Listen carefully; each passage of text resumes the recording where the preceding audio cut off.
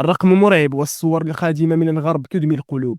أزيد من 45 ألف شخص تم إجلاؤهم بالكامل في إقليم القنيطرة وحده بسبب فيضانات وادي سبو.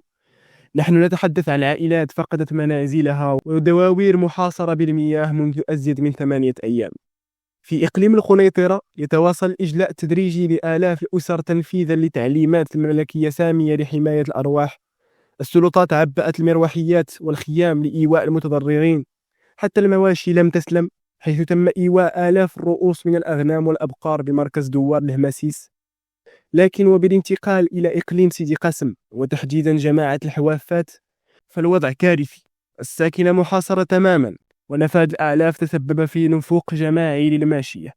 ورغم تدخلات الهليكوبتر لتوزيع المساعدات، إلا أن الفاعلين المدنيين يؤكدون أنها غير كافية أمام هول الفاجعة.